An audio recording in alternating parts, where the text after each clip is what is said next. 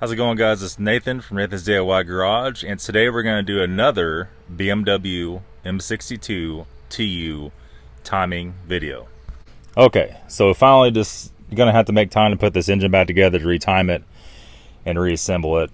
Been on the phone all morning, phone calls, emails, everything else going on. Just had to put it all down and we're going to get her done. So the very first thing we're going to do, we're going to go ahead and turn the crank pulley at top dead center, and we're going to put the crankshaft pin in. Okay, so first thing you're going to need, before you can even do any of this, you're going to have the timing tool kit. You guys are probably doing this job because the timing chain guides went out. So what you're going to have to do is obviously do the timing chain guide. You're going to have to get the valve covers off like we are here, the upper timing chain covers off like we have. You're going to have to go and pull this lower cover off, and you're going to have to pull the thermostat and water pump off. And wash and turn, you can take the crank pulley off down here. So that's all fine. You guys probably know this by that point in time. You can retime this with the lowercase off or on. It doesn't make any difference. So basically we're going to find the OT on the upper pulley. As you can see, it's right there. And then over here on the front case, which if you don't have your front case on, your notch is right there, that little tiny notch right there. So you want those somewhat lined up. We're going to go ahead and once you get it close, going to go and slip the crank pin in the pulley. Now what you're going to have to do, more than likely, you're going to have to lay under the car. You're going to have to get your ratchet on your crank pulley, or at least on your bolt, and you're going to have to turn that ratchet a little bit, you know, forwards and backwards to get the crank pin to slide in. Okay, so I don't know if you can see this or not. I'm underneath the car. Up here is the ratchet on the crank pulley, right? So we're gonna go back here to the very back, and you can see the crank pin. Maybe there you go. My crank pin's cut off for doing the X5s. This crank pin is stuck in right there, and this is facing back towards the back of the car. And it has a big hole right there and a square hole behind it. You can stick your finger in and kind of guide the hole. You have to stick that in there while you're turning this guy. So you're actually going to push the pin in, like I just showed, back this way towards the transmission, not towards the engine. A lot of people get that mixed up. So we got the crank pin in. It verifies in the hole. You can feel with your finger up behind there in the square hole to make sure the hole's lined up before you drop it. And if you have two people, it's so much easier. One guy could barely turn this, one guy get underneath of it and put the pin in. But you can do it by yourself. It's just a little more pain in the butt. So I guess next thing we're going to do here, we're going to go ahead and get our camshaft blocks put on. Okay, so next up is your camshaft blocks. Actually, switch these around here. Your camshaft blocks are numbered, right? So you have 5 through 8, which goes on this side on the driver. The 1 through 4, which goes on the passenger. And you can see back here on the back of the cam blocks, you need to have the blocks facing up, and you can see they actually have numbers on them. 1 through 4, 1 through 4. That one's turned a little bit. And then on these 5 through 8, 5 through 8. If you don't have the numbers facing up on the camshafts, this is not going to work out good for you. You have to have the numbers facing up. Also, if you notice, these cam blocks have a bolt in the middle. What we're going to do, we're going to go and take out the bolt. We'll put that in very last. Put it off to the side. We're going to go ahead and slip on this guy here. I'll turn some light on for you. This guy here like that. Now, you're going to have to slip them on her, kick it back. We might have to go ahead and pull the top rail off of here, these 10s. I actually think they're 11s. Pull that off. We're going to have to get a adjustable wrench and turn that big nut. That each cam has a big nut on it. Sometimes you can just turn it with a block, sometimes you can't. Okay, so here we are. We're getting ready to remove the little bars. But here's the thing. These aren't just bars. These are actually oilers. So the oilers have a dot, you can see right there, that needs to go to the front of the engine. If you have it backwards, let me see if I could even show you. You see up in there, there's little holes, maybe. I'm gonna make this thing focus or not. Let's see here.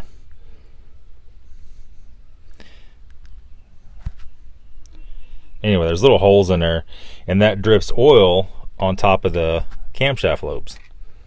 And so if you're having ticking problems, that could be it. But here's something else to remember too. Whenever you have timing chain guides go bad, you're going to do a couple other things to make sure you have a long-running engine and you don't blow up the next 100 miles. One of the things is you want to go ahead and pull the camshafts out. You want to take the lifters, you want to squeeze them, they're hydraulic, and make sure they're still moving. Now, that's one step. The next step is, and if any of them are stuck, then you got to toss them and get new ones, which can be pretty expensive. The next thing is you need to pull the lower oil pan off. You need to pull the pickup out for the oil pump with the screen. You need to clean the pickup out, you need to clean the screen out and the tube. So that's two key elements after a timing chain guide destruction. And also change your oil, you know, the obvious, change the filter. The filter is going to be full of timing chain guides. Depends on how long you let it go. It could have aluminum shavings in it from the lower part of the guide.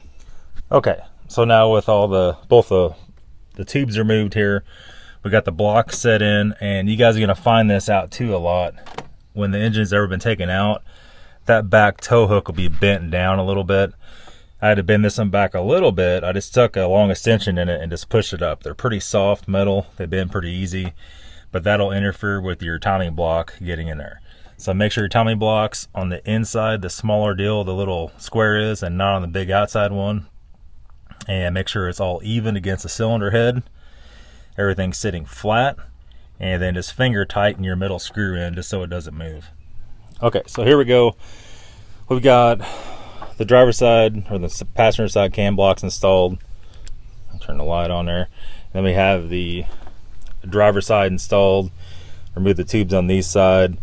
Installed it in the back, and everything is seated down good. So at this point in time, we're going to go ahead and reinstall the timing chain main tensioner tool. Okay, so here's where we're at. Went ahead and reinstalled the timing tensioner tool, and that got bolts in there like that. And you just basically, just a little more than finger tight, and I think it's 1 foot-pound. Use your fingers, go a little harder with it, and you should be good. It don't have to be crazy tight. So next, went ahead and made sure that both of our camshaft sensor little cog wheels are off. Took the nut off. The nut is standard. These bolts back here are reverse thread. These are a T55, and you can see you go to loosen them and they go in, you go tighten them, they go out. So whenever you break those loose, you don't want to put, even though the blocks are on it, you don't want to put all that strain on the camshafts. So usually I'll go ahead and take adjustable wrench and I'll hold the camshafts at the nut before you crank on either one of these bolts. Now, you shouldn't have to mess with taking this guy off, but if you are taking the camshafts out, you probably still don't have to take this off. You could probably just take this guy off and slip it around it.